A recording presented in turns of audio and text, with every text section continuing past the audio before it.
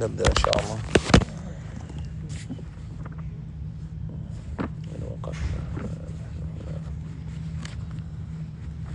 بسم الله، الحمد لله، والصلاة والسلام على رسول الله وعلى آله وصحبه ومن والاه. اللهم علمنا ما ينفعنا وانفعنا بما علمتنا وزدنا علما إلى علمنا ولا حول ولا قوة إلا بالله العلي العظيم. We'll pick back up with reading from the book Iqtidaa us-Siraat-il-Mustaqeem لمخالفة أصحاب الجحيم by Shaykh al-Islam Ahmed ibn Abdul Halim ibn Abdul Salam المشهور بابن تيمية رحمه الله ta'ala, who died in the year 728 after the Hijrah. And we're in the section of the book where the author is mentioning the ayat and the ahadith and the statements of the Salaf, specifically that section that deals with the ayat of what was mentioned regarding the prohibition, whether it be a prohibition of tahrim or a prohibition of kiraha or karaha, from resembling the people of the book and resembling the kuffar, and whether that be a prohibition in all matters or a prohibition in certain matters. All of this is just meant to drive home the point that being different than the kuffar is something that is legislated by the religion or legislated in the religion. And توقفنا. Which one did we end on? وأنزلنا إليك الكتاب بالحق مصدقا لما بين يديه من الكتاب ومهيمنا عليه فاستقيما ولا تتبعان سبيل الذين لا يعلمون وقال موسى لأخيه هارون اخلفني في قومي وأصلح ولا تتبع سبيل المفسدين. We read that. ومن يشاقق الرسول من بعد ما تبين له الهدى ويتبع غير سبيل المؤمنين نوله ما تولى ونصله جهنم وساءت مصيرا. We read that. إلى غير ذلك من الآيات. وما هم عليه من الهدي والعمل هو من سبيل غير المؤمنين بل هو من سبيل المفسدين والذين لا يعلمون وما يقدر عدم اندراجه في العموم فالنهي ثابت عن جنسه فيكون مفارقة الجنس بالكلية أقرب إلى ترك المنهي ومقاربة مظنة وقوع المنهي عنه. قال سبحانه. Yeah, I think that's where we're at. قال سبحانه. وأنزلنا. Yeah, وأنزلنا إليك. صح. طيب من يقرأ؟ الآية. من الآية. الحمد لله رب العالمين صلى الله على نبينا محمد وعلى آله وأصحابه أجمعين. وأنزلنا إليك أعوذ بالله من الشيطان الرجيم. وأنزلنا إليك الكتاب بالحق مصدقا لما بين يديه من الكتاب ومهيمنا عليه فاحكم بينهم بما أنزل الله ولا تتبع أهواءهم عما جاءك من الحق لكل جعلنا منكم شرعة ومنهاجا ولو شاء الله لجعلكم أمة واحدة ولكن ليبلوكم فيما آتاكم واستبقوا بالخيرات فاستبقوا الخيرات إلى الله مرجعكم جميعا فينبئكم بما كنتم فيه تختلفون إلى قوله ولا تتبع أهواءهم واحذرهم أن يفتنوك عن بعض ما أنزل الله إليك. No.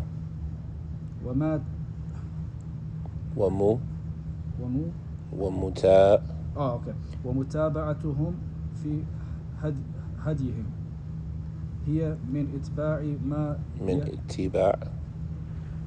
اتباع ما يهوونه فيما يهوونه من الثلاث من المثالات.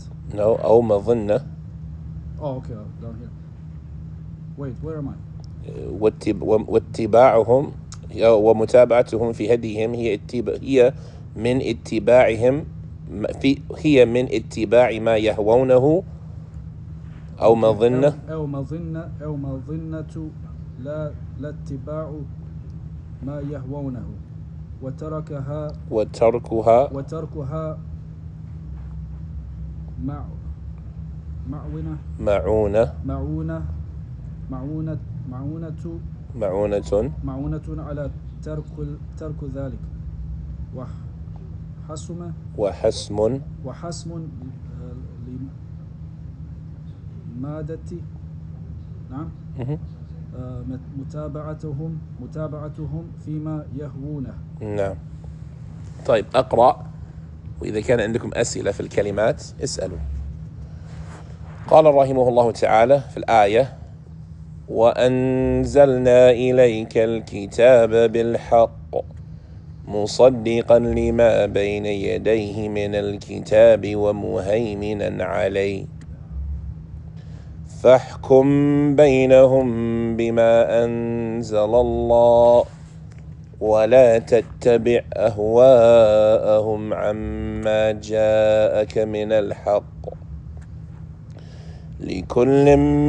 لكل جعلنا منكم شرعة ومنهاجا ولو شاء الله لجعلكم أمة واحدة ولكن ليبلوكم فيما آتاكم فاستبقوا الخيرات إلى الله مرجعكم جميعا فينبئكم بما كنتم فيه تختلفون، إلى قوله: ولا تتبع أهواءهم واحذرهم أن يفتنوك عن بعض ما أنزل الله إليك. قال رحمه الله تعالى: ومتابعتهم في هديهم هي من اتباع ما يهوونه أو مظنة لاتباع ما يهوونه، وتركها معونة على ترك ذلك وحسم لمادة متابعتهم فيما يهوونه. طيب، any كلمات? The author rahimahullah ta'ala, he mentions here an ayah proving that we can't resemble the kuffar. And this ayah is from one of the best and most direct in this topic. So he mentions the ayah where Allah Azza wa Jal, he says, and we sent down to you, we sent down to you Muhammad, al-Kitab, the book, the Quran, bil-haq. We sent it down and everything that is in it is al-haq.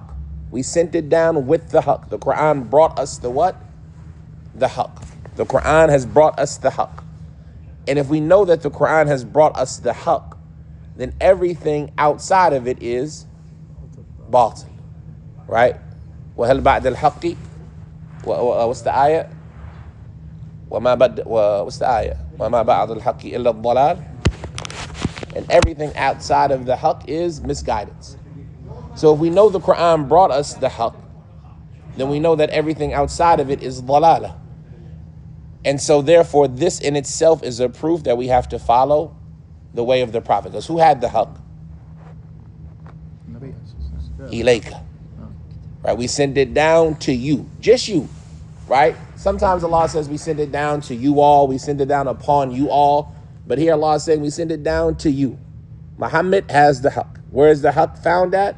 In the book. Everything else outside of the Quran and the Sunnah is dalal. So we sent down to you the haq, the book with the haq, and it was a confirmation musaddiqan lima bayna yadayhi min al-kitab.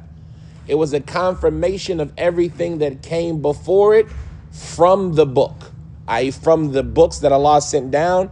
This book confirmed what was true from amongst them. So when we talk about resembling the Jews and the Christians, one, we see that everything outside of this book is dalal. Two, we see that why would we need to resemble them in something that's exclusive for them? Because this book tells us everything that they did that was good. Right? A person might want to resemble the Jews and the Christians. You don't need to, Akhi, just follow the Quran. You'll be like Jesus. You'll be like Musa. You'll be like Ibrahim. You'll be like Nuh. You don't need to copy the people who are claiming to follow them, because this book is musaddiqan lima bayna yadayhi min al-kitab. It's confirming everything that was good that they were on. So you don't need to copy them to get good. This book is good enough.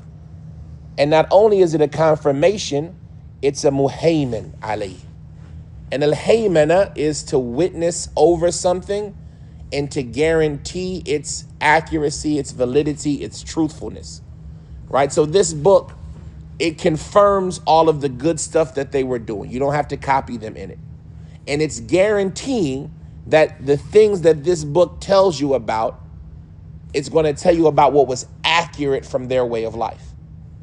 So you don't have to play the guessing game when you see a Christian or a Jew or a non-Muslim doing something. Is this good? Should I follow them in it? Maybe it's from what Jesus was upon. Maybe it's from what Musa was upon. Maybe it's a good idea. Like this kitab muhaymin. It's going to guarantee the validity of everything that everybody else is doing from the things that might have came before him. So we see off the bat, this ayat is destroying the claim that you should resemble them. There's no benefit. There's no reason. He said, وَمُهَيْمِنًا عَلَيْهِ فَحْكُمْ بَيْنَهُمْ بِمَا أَنزَلَ اللَّهُ. So therefore, if this is the case, when it comes to judging them, let alone us, what should we use to make the determinations? A judgment is when you say something about something. This is paper. What's the judgment about this? It's paper. This phone is old. What's the judgment about it? He is a Muslim. He is a kafir. He is a good guy. He is a bad guy. These are judgments. Salat is wajib, right? Salat is when you would attribute a statement to another, that is a judgment, right? Nisbat al-hukm or nisbat al-sifa ila shay is a judgment. And so Allah is saying when you make a judgment about them, then make it based on what Allah sent down. If that's the judgments we have to make about them, what about us? If you want to know if what you're doing is correct or not, what do you need to judge it according to? Bima anzalallah. You need to judge it to the book that came with the haqq, that's confirming the good that they were upon. So we can't use their ideas, their concepts, their opinions, their whims, their desires, their experiences to make a determination about what's good and bad. We need to make that judgment based on what Allah sent down. If we got to judge them according to what Allah sent down, then we know for sure we have to judge ourselves according to the same standard. If they aren't allowed to act like them, are we allowed to act like them? Right? Is the Jew allowed to act like a Jew? Or does the Jew have to act like a Muslim? When we judge a Jew, if a Jew steals something, right? This ayah, when you hear the tafsir of it about the Jews committing zina, what do we judge them out? If they come to us for judgment, what do we use to establish the judgment against them?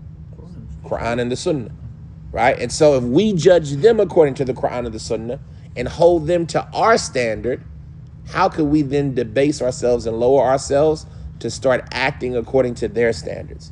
So judge amongst them between that which Allah has revealed and don't follow their desires. Don't follow the way that they do things, the way that they think about things, the way that they interpretate things. We mentioned already that their desires is everything that is outside of the what? The kitab and the sunnah, the things that have no knowledge. That's why Allah says, don't follow their desires. Amma ja'aka min al-haq. Away from, don't let their desires take you away from what has come to you from the haqq. And where was the haqq at? In the kitab. Therefore Allah says, لِكُلٍّ جَعَلْنَا مِنْكُمْ شِرْعَةً وَمِنْهَاجًا. For each of you, all right, for each of these nations, for each of these people, we have made a shari'ah, a path that leads to the water or the drinking hole, right? The legislation itself. The legislation itself is the shari'ah, the answers to the questions. Just like he has made for us a minhaj, a way to get those answers, right? The sharia, we have our own sharia. We can't be like them in the results, nor can we be like them in the method, even if it leads to different results. we can't be like them in the results or in the method. And we're going to see applications of this. Like, it might be seeming hard. How can we not be like them in the results? Right? Or we're not like them in the methods. Do they fast? Do we fast? But I thought you can't be like them. Huh? But we can't be like them in the results. We don't fast the way that they fast. لا أعبد ما تعبد ولا أنتم عابدون ما أعبد. We don't do it the way that you do it. Right? Nor do we don't match you in the results. Wallahi, لئن عشت, if I live to next year, لأصومن التاسعة, I'll fast the 9th. We don't match them in the results. We don't match them in the how we do the thing. Or should I say, we don't match them in what we're doing, nor do we match them in the method, the how we do it. He says, and if Allah wanted to, he would have made you all one ummah. Right? Why resemble them? If Allah wanted to, he could have made us all act the same. But he made us distinguished for a benefit. And this is a point to remember. Allah made us different for a reason. If Allah made you different for a reason, Allah chose you, he preferred you, he created you and put you in the ummah of Muhammad sallallahu alaihi wasallam. That wasn't a mistake. That wasn't an accident. That was something that he did with knowledge. And he put you in this ummah and made you from those who istajabtum da'watul rasul. You responded to the messenger of the call of the messenger sallallahu alaihi wasallam. If Allah distinguished you like this and gave you these preferences and these blessings, why would you then act like them afterwards? If Allah wanted to, he could have made y'all all the same. But he chose you and made you from this ummah. And now you're going to give that up and act like them. تَسْتَبْدِلُونَ الَّذِي هُوَ أَدْنَى بِالَّذِي هُوَ خَيْرٌ. He says, and if Allah wanted to, he could have made you all one ummah, but instead to test you regarding what he gave you. Allah chose you. He preferred you. He elevated you. And it wasn't out of something that you did beforehand. Before Allah created you, did you do anything that made Allah choose you? I mean, these are always things that I like to think about. Like, before Allah created you, he chose you to be from the Ummah of Muhammad. He chose you to be a Muslim. He chose you to be a Salafi. And you didn't do anything to deserve it. At that point in time, you hadn't done anything. You hadn't even existed yet. So why did Allah choose you? Why did Allah prefer you with this? Allah says, لِيَبْلُوَكُمْ فِي مَا آتَاكُمْ. So he could test you regarding what he gave you. Are you going to be appreciative, thankful, and use these things that Allah gave you to exemplify the commands that he commanded you with? Or will you reduce yourself, lower yourself, remove yourself from Allah's blessing? فَاسْتَبِقُوا الْخَيْرَاتِ. If you understand all of this, then rush to doing good. And that rushing to doing good requires you to run away from being like them. Doing the good, the straight path, it requires you to run away from being like them. فَاسْتَبِقُوا الْخَيْرَاتِ إِلَى اللَّهِ مَرْجِعُكُمْ. To Allah you are all return, all of you, and he'll inform you about that which you disagreed about. They said this way was better. You got to live like this. You got to eat like this. You got to drink like this. You got to dress like this. You have to marry like this. Divorce like this. Believe like this. To Allah you'll all go back, all of you, and he'll inform you about that which you disagreed about. But from the mercy of Allah, he already informed us about the answer. He told the Muslim who pays attention the correct answers in this life. So the person who wants to resemble them, they'll find out in the next life that, man, I was copying off a person who didn't know the answers to the test. Right? Where the Muslim, Allah gave them the answer. You know the answers to your test. It's an open book test. All you have to do is open the Mus'haf, open the Sunnah. Whoever wants al-ilmu wal-iman makanahuma, man ibtaghahuma wajadahuma. Knowledge and iman are at their place. Whoever wants them finds them. When I want to know how to dress, Allah allows me to use the book. I don't have to figure it out on my own to answer the questions. I don't have to look at the student who was sitting over here and see what he wrote on his paper. I get to use my book. to answer these questions about life. He says, up into the statement of Allah, وَلَا تَتَّبِعْ أَهْوَاءَهُمْ, and do not follow their desires, repeating the importance of that phrase, and be cautious of them, lest they put you into a fitna regarding some of that which Allah has sent down to you. And this is another reason to be wary of them, because not only are they astray, but their goal and their aim and their objective is to lead you astray as well. By you following them, their agenda is to misguide you. وَلَا يَرْضَ عَنْكَ الْيَهُودُ وَلَا النَّصَارَى حَتَّى تَتَّبِعَ مِلَّتَهُمْ. They won't be happy till you follow their religion.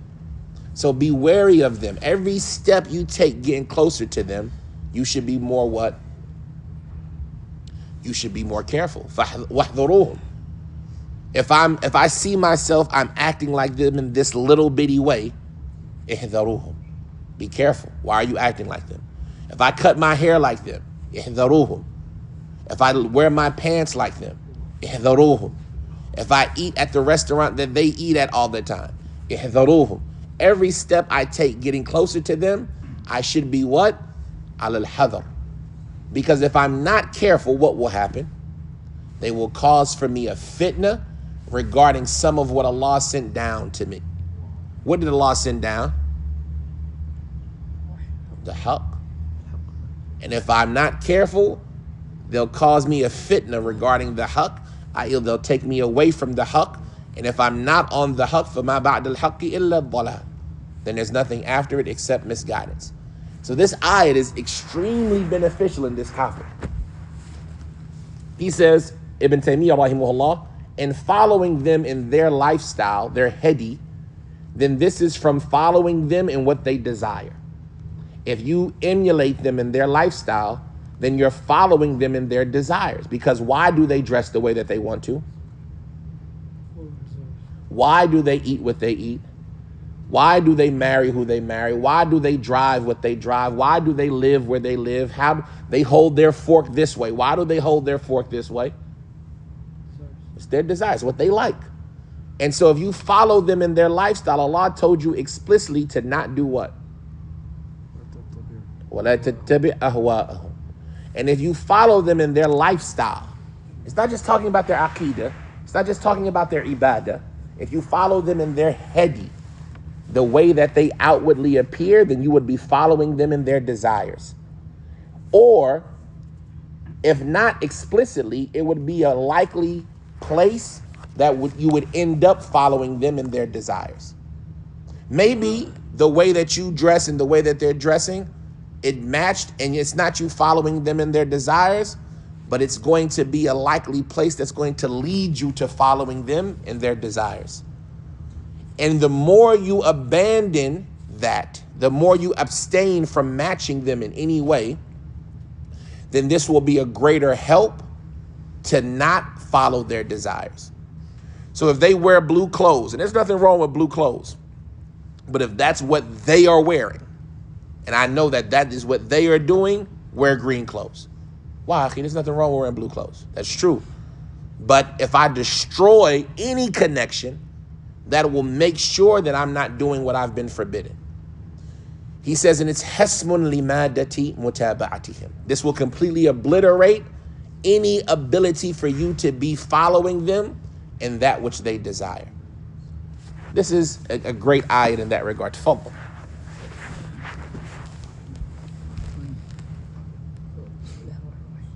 واعلم أن في كتاب الله من النهي عن مشابهة الأمم الكافرة وقصصهم التي فيها عظة بترك ما فعلوه كثير، مثل قوله لما ذكر ما فعله بأهل الكتاب من المثلات فاعتبروا يا أولي الأبصار، وقوله لقد كان في قصصهم عبرة لأولي الألباب، وأمثال ذلك، ومنه ما يدل على مقصودنا ومنه ما فيه إشارة وتتميم للمقصود. نعم.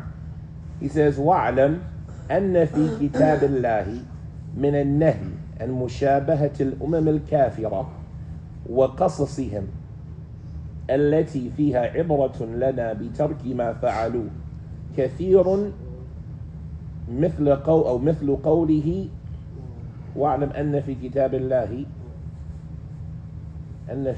الله من النهي عن مشابهة الأمة الكافرة وقصصهم، يعني وفي قصصهم التي فيها عبرة لنا بترك ما فعلوا كثير. نعم، أن في كثير مثل قوله لما ذكر ما فعله بأهل الكتاب من المثلات فاعتبروا يا أولي الأبصار، وقوله لقد كان في قصصهم عبرة لأولي الألباب وأمثال ذلك، ومنه ما يدل على مقصودنا ومنه ما فيه إشارة وتتميم للمقصود. The author rahimahullah ta'ala, he's saying, so he's mentioned these ayat. Okay, so far I think we've covered around 4 or 5 different types of ayat. And he says another kind of ayat that is a proof that you can't follow them is that in the book of Allah, from the prohibitions of resembling the kafir nations, as well as in their stories, i.e. there's a prohibition of resembling them, that which can be used as a reference point for us regarding abandoning what they've done. There is a lot of this, right? There is a lot of stories Allah mentions in his book all the time. When we talk about the Quran, from the things that we've mentioned before, the Quran, all of it is about Tawheed. Every ayat, every statement in the Quran is about Tawheed. How is that the case? Because the Quran talks about 3 things. It talks about who Allah is, which is Tawheed. It talks about what Allah wants you to do, Ibadah, which is Tawheed. And it talks about what Allah has done to those who have established Tawheed or abandoned Tawheed. The whole Quran is about these topics. What Allah has or will do to the people who established Tawheed or didn't. How to establish Tawheed, i.e. the acts of worship themselves, or who Tawheed is established for, i.e. who is Allah.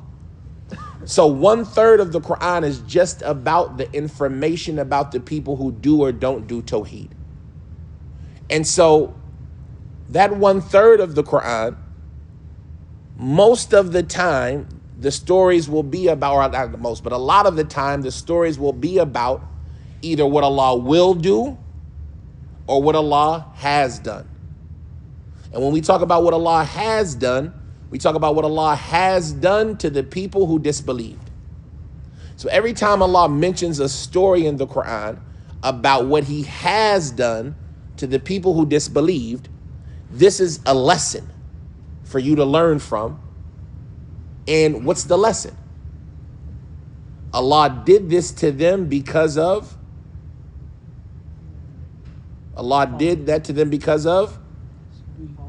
what they did. Allah following their desires. Allah did this to them because they did this. فَلَمَّا زَاغُوا أَزَاغَ اللَّهُ قَلُوبَهُمْ. When they did this, Allah did that. So the famous Arab expression, السعيد من اتبر بغيره. The person who experiences joy and delight is the one who learns the lessons from others, while the shaqi is the one who others learn their lessons through him. Allah mentions all of these stories in his book and all of these lessons for us to learn. They did this, so I did that. So if you do what they did, what will happen? Allah will do what he did. And so these lessons are made to make you remember that don't be like them. And if this is 1/3 of the Quran telling you not to be like them, is there any question that you shouldn't be like them? Because 1/3 of the Quran is telling you about the stories about the people who did or didn't do Tawheed. So it's telling you who to be like and who not to be like. Is there any question that the Quran proves that you can't be like the kuffar? So in the Quran, there are a lot of lessons about abandoning what they did. A lot of lessons.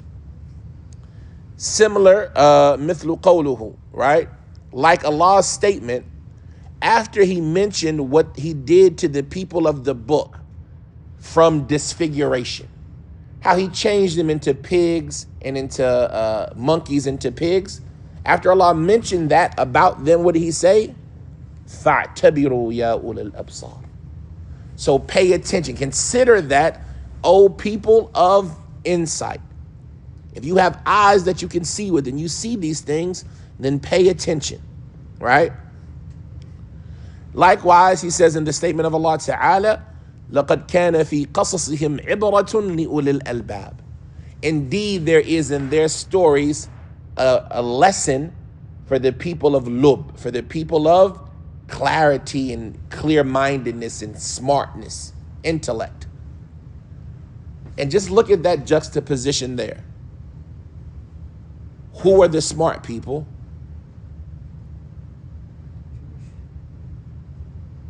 Allah says, indeed, and that is an ibrah for the people of insight. Who are the people of insight? The people who learned the lesson. The people who said, oh, that's what they did and that's what Allah did. I don't want that. Who are the people of intelligence? The people who hear the story and say, oh, that's what Allah did. I don't want that. So intelligence is in being different than them. Why would you follow them if being like them is the opposite of intelligence? On top of what Allah did to them, would you act like a fool on purpose? Nobody in their right mind would choose to be considered an idiot. But the only one who is outside of the idiocracy of it is the ones who learn from the lesson, who pay attention to the lesson. And so any Muslim who therefore gives up the lesson and says, well, let me be like them, ma'tabart. You didn't learn from what I tell you. You didn't pay attention to the lesson. Even you're not from the people of Absar. You're not from the people of Lub. And so the point of it is that all of these ayat, and you can find these ayat in so many places in the Quran, these are all a proof about the prohibition of being like them. Not just in the past, but in the present. Because somebody might argue, well, all of these ayats talked about what kind of people, what Allah did to them. Well, what about now? Did they change? Is Allah happy with them now? What Allah did to them in the past is what Allah is going to what? Do to them in the future. وَإِنْ عُدْتُمْ عُدْنَا. And if you go back and do it again, we gonna do it again. And then on the day of judgment, it's gonna be even worse. And so why would you be like them if this is what Allah did to them and will do to them? And in reality, as we'll find out in the ayat that's coming up, it's what Allah did to them. It's what Allah will do to them. We're missing something. What Allah did to them, what Allah will do to them. We're missing something. What will they do? What Allah is doing to them. And we'll find out that not only did Allah punish them, and not only will Allah punish them, what else? Allah is punishing them. وَلَهُمْ عَذَابٌ مُقِيمٌ. And they have a constant punishment, an established punishment. لَا يُسَافِرْ مُقِيم. And so if this is their case, Allah did punish them. Allah is punishing them. Allah will punish them. Do you want to be like them? He says, and there are many examples of this from that which proves what we're talking about. Every one of these ayat like this prove what we're talking about. And if there is something in it that indicates and completes this topic that we're talking about, this maqsood, this intent of ours. All of these ayats prove that. So every time you read one of these ayats, fa'tabiru, right? I'tabr, ibra, right? Dhikra.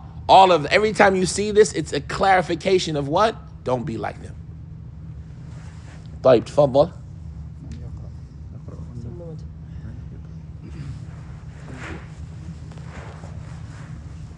ثم متى كان المقصود بيان أن مخالفتهم في عامة أمورهم أصلح لنا فجميع الآيات دالة على ذلك وإن كان المقصود أن مخالفتهم واجبة علينا فهذا إنما يدل عليه بعض الآيات دون بعض ونحن ذكرنا ما يدل على أن مخالفتهم مشروعة في الجملة إذ كان هو المقصود هنا. نعم.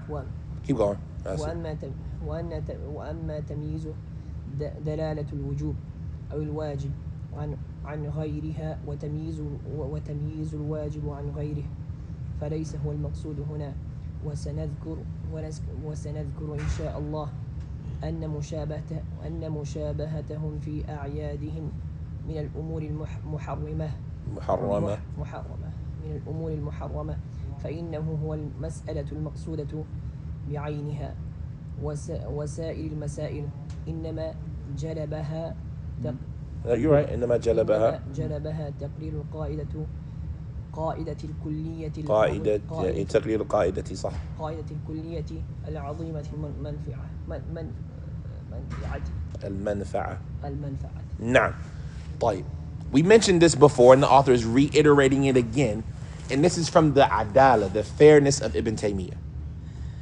All of these ayat, do all of them have the same weight in how they prove the issue? No. These ayat are different. Some of them prove that it's wajib. Some of them prove that it's mustahab. Some of them are general. Some of them are specific. But all of them prove what? No, that it's legislated. Right? All of them prove not being like them is something that Allah wants you to do. Whether it's wajib to not be like them or mustahab, whether it's in every situation or in this situation, you can't argue that Allah doesn't want you to do what? Be like them. That's what he's saying right here. He's saying, so, ثُمَّ مَتَى كَانَ الْمَقْصُودِ, then, when the intent of what we're talking about here, because remember, why did he write this book? And what specifically? إني كتبت إما مجيبة إما ابتداء أو مجيبة. I wrote originally, whether from myself or responding to a question, about the prohibition of resembling the Jews and the Christians in their celebrations. That's the goal of this book. But before I can just give you the answer, and remember, I gave you the answer the last time I wrote about this. But I'm not just going to stop at the answer this time. I forgot half of that information when I wrote last time anyway. I'm going to talk about the issue from beginning to end. So where am I going to start at? Let's start with the book. These ayat prove the general point. When this topic of resembling them in their celebrations is part of an even bigger conversation, resembling them in general, let's talk about resembling them in general. Resembling them in general, there's going to be a lot of ayat that prove it, different ways. He says, so when the intent was to clarify that being different than them in general is from the affairs that are more beneficial to us, from the things that benefit the Muslim, is not being like them. We're not talking about haram, wajib. We're just talking about in general, is it better to be like them or not be like them? Not be like them. In general, we cannot argue that, right? No matter what you're talking about, as something as important as Aqidah, as something as small as in the jacket that you wear, generally speaking, being different than them is better. He says, so when the intent was to clarify that being different than them in the general affairs is more beneficial for us, then all of these ayat prove that. Every ayat that we mentioned up until now proves this. He says, and if the intention is to prove that being different than them is wajib upon us, then this is something that is only proved by some of those ayat instead of others. Are we saying it's not wajib? No, it's wajib. But not every ayat I brought you is proving that it's wajib. Some of them prove that it's wajib.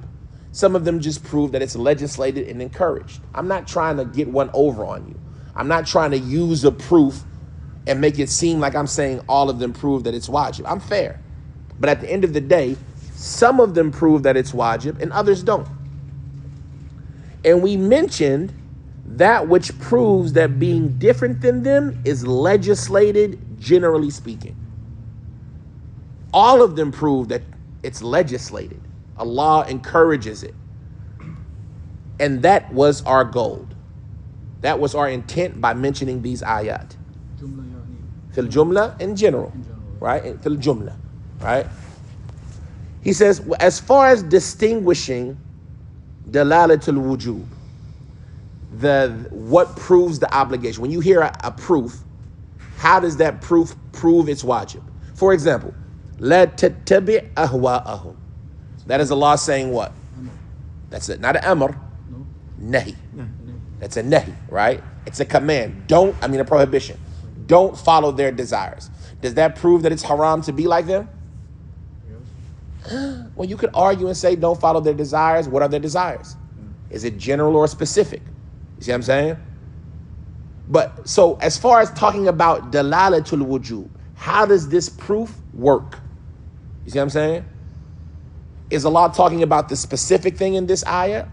Or is he talking about something general? If he's talking about the general, then it's haram.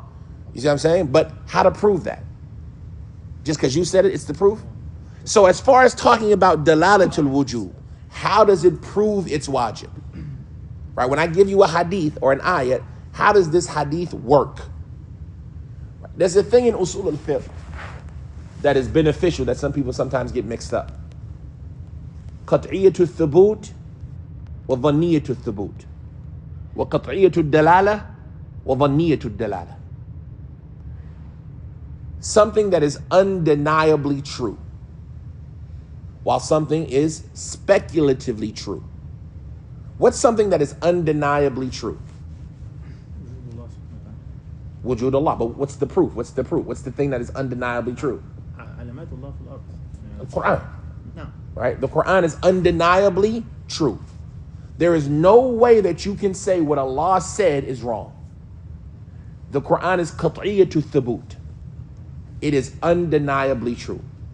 A hadith that is mutawatir, a hadith that is undeniable in its chain is what? Undeniably true. You can't say that this hadith, well, maybe. No, it's undeniably true. Certain principles intellectually are undeniably true. Half is less than whole. A whole pizza is more than half of a pizza. That is undeniably true. You can't argue that. You see what I'm saying? The sun is above us. That is what? Undeniably, that's qat'iyyatu thubut. You can't argue an undeniable truth. Some things are dhanniyatu thubut, speculatively true, right? Meaning it takes insight and research to prove their validity. Hadith, when I give you a hadith, is it true? You have to research. You have to look at the chain. You have to study to find out, is it true or not? Once you put it through the qualifications of the science of hadith and it pops out authentic, then you say it's what? It's true. That truth in the hadith, was it undeniably true or speculatively true? It's something that you had to figure out. They call it dhanniyatu thubut. It's something that you had to figure out that it was true. Now that we've understood undeniably true, speculatively true, where do people get confused? Something that is undeniably true, the Quran, is what it's saying, or what is how you're understanding it undeniably correct? Meaning, I give you an ayah. Is the way that you're using this ayah undeniably correct? Not even this. If I give you a sunnah, No. is the way that you're using the sunnah undeniably correct? Sometimes it might be, and sometimes it might not be. When I look at the Quran and it says, La ilaha illallah, what's that mean? La ma'buda haqqun illallah. La ilaha, la ma'bud illallah. Right? Haqqun illallah. That is something that is undeniably correct. The way that you're understanding it, we can't argue that. It's what they call qat'iyyatu dalala. It proves without a doubt what you're talking about. Anybody who tries to use that ayat a different way, you can say for sure that they're what? They're wrong. This is what it means. It's clear. It's qat'iyyatu dalala. The ayat is definitely established and the meaning is definitely understood. But sometimes you can have an ayat that is definitely established, but the meaning isn't definitely understood. It's what they call dhanniyatud dalala. You have to figure out what it's proving. Right? وَالْمُطَلِّقَاتُ يَتَرَبَّصْنَ بِأَنفُسِهِنَّ ثَلَاثَةَ قُرُوءٍ. The divorced women have to wait regarding themselves 3 qar. Is there any doubt? Let's give an easier one. أَوْ لَامَسْتُمُ النِّسَاءَ. If you touch women, is there any doubt about that ayat? There's no doubt about that ayat. That if somebody says that ayat ain't real, what are they? Kafir. Somebody says that ayat ain't true, what are they? Kafir. You say that Awla mastumun nisa ain't the speech of Allah. See what happened. Right? Awla mastumun nisa kalam Allah. There's no doubt about it. Like, what's it mean? Different opinion. No, would it be like touching her like that, or sexually touching her, or many things?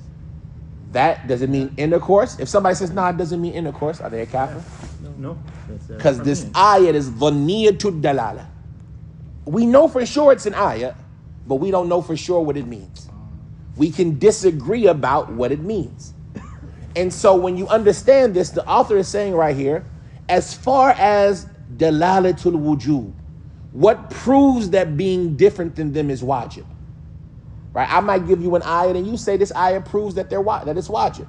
While somebody else says, nah, the ayat don't prove that it's wajib. Right? I'm not arguing that with you right now.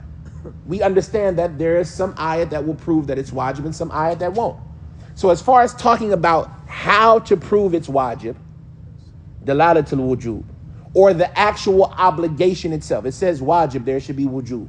Right? Amma dalalatul wujub, the proof that it's wajib, or the obligation itself, right?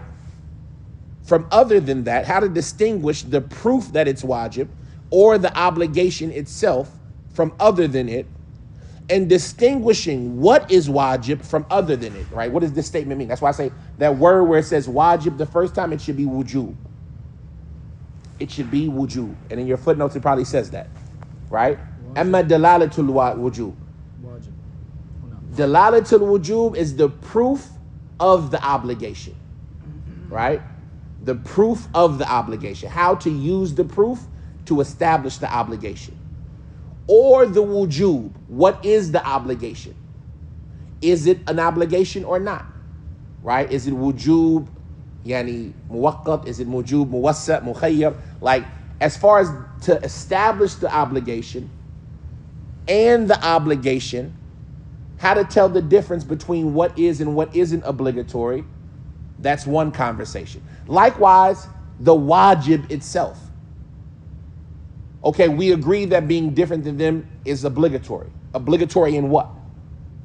They're a human, I'm a human. Do I got to be different than them? Right? So the wajib itself, what thing do I have to do to be different than them from what things are not considered? Then that's not our intent right now. We're not trying to explain all of those details right now. Right? All we are doing with mentioning these ayat are what we said in the first place, which is what? Proving that in general, it's legislated. He says, and we will mention, somebody might get sad now, say, man, you did all that for nothing, then what's the point? Right? No, we will mention, inshallah, that resembling them in their celebrations is from the affairs that are haram. Right? Don't get it twisted. The book was to prove that it is haram to agree with them in their celebrations. So far right now, all I've proved to you that being different than them in every way is better. Now wajib. All I've proven to you now is being different than them in every way is better.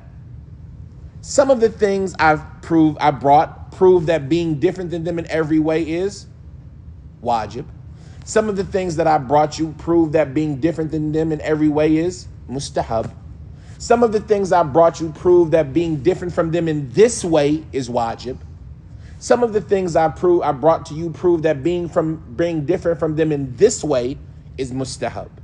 But all of them agree on the same sentence, being different from them. So all of them prove that being different from them is what? better. But before you get upset that I wrote this whole book for nothing, I will, inshallah, prove to you that resembling them in their celebrations is something that is haram. So that will be proven. But right now, we're just establishing the general principle. He says, فَإِنَّهُ هُوَ الْمَسْأَلَةُ الْمَقْصُودَ. That is the intended goal, the intended issue with this book. Specifically, بِعَيْنِهَا, specifically. He says, in the rest of the topics that we're going to talk about in this book, they were only brought, jalabaha. The only thing that made them come, the only thing that made us discuss them, the only thing that made us bring them up was to try to establish this principle, this general, great, beneficial principle. What's the general, great, beneficial principle? Being different from them is necessary, right? Following the straight path necessitates being different from them. So, the reason why we're talking about all of this stuff that doesn't directly prove our point or that can be used and somebody can argue it with us is just to establish this great principle that being different from them is legislated. Then he brings this ayah. I want you to read the ayah. This is the ayah. This is my favorite ayah in this book, right? What? Look at you. You brought a whole page of shit. You supposed to be trying. We got to memorize a whole page of an ayah to prove this point. Like every other ayah that he brought, okay, maybe a line or two. Like he brought a little bit of length with the last one we just read. No, those are multiple ayahs, right? But shit, now you got us memorizing. This is a whole juz. You got us a whole page of an ayah that we got to understand. But this is why Shaykh al-Islam is so beneficial.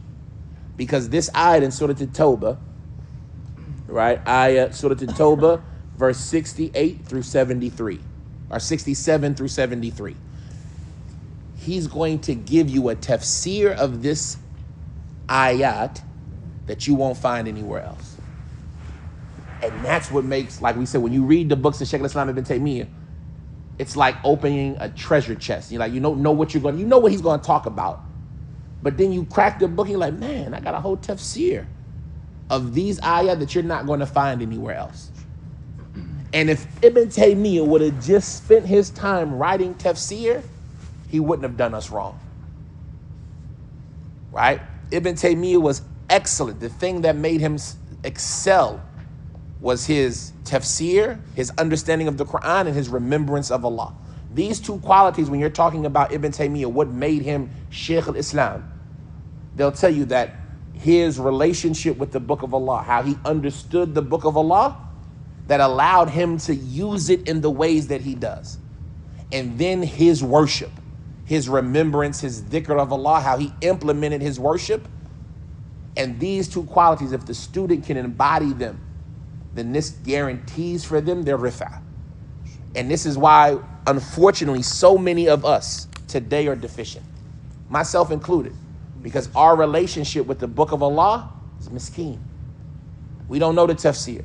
We don't go over from beginning to end to where you hear, like we mentioned yesterday about Iqtidaa. I'll walk in the market, somebody will say a statement that'll make me think about 50 different topics. Right? When I hear an ayah, when I hear somebody, how much Quran is it triggering in your head? And then, how do we act with our relationship with Allah? Are we making that dhikr? Are we making sure in the morning and in the evening, bukratan wa ashiyya, right? Are we remembering Allah? If we do things like that, we'll find ourselves ending up like Ibn Taymiyyah, because if you do what they did, Allah will do what he did. And don't think that Ibn Taymiyyah got to where he got to without Allah. But when he did what he did, Allah did what he did for him, right? So this group of ayah, I want you to read them and be really familiar with them, because when we come back, we're not going to have the time to really focus on. We're just going to let Shaykh al-Islam explain them. We're not going to break them down independent. We'll read them once, translate them, but we're going to let Shaykh al-Islam explain them. because the explanation he's going to go for maybe 20 pages, if I'm not mistaken.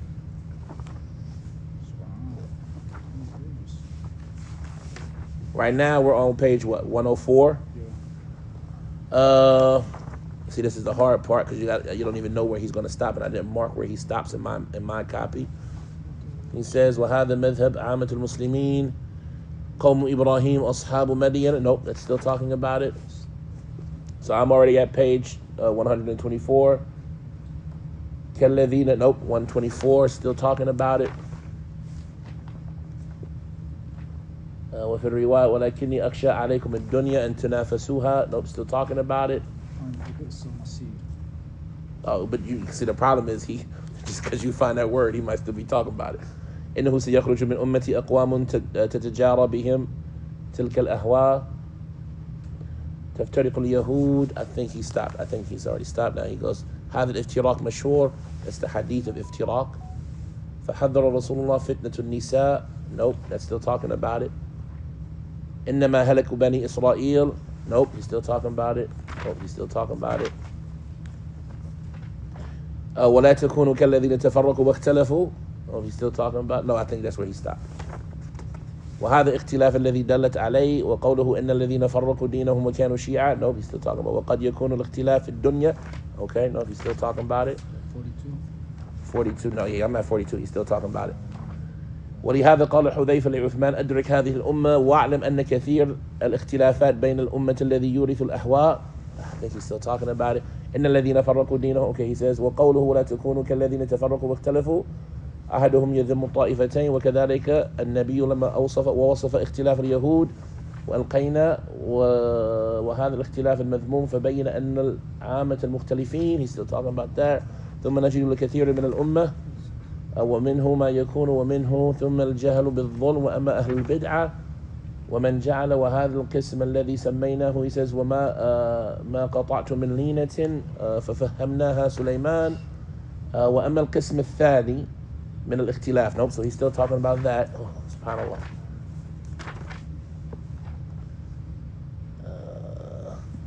Yeah, we'll find it when we get there. All right, we'll find it. We'll know we're out of that section of ayah when we get there. But right, already 40 pages, and he's definitely talking about. So you got to know these ayat, right? You got to, because this whole group of ayat is just a comparison between the believers and the kuffar. All right, so we'll stop at that. Any questions about any of that?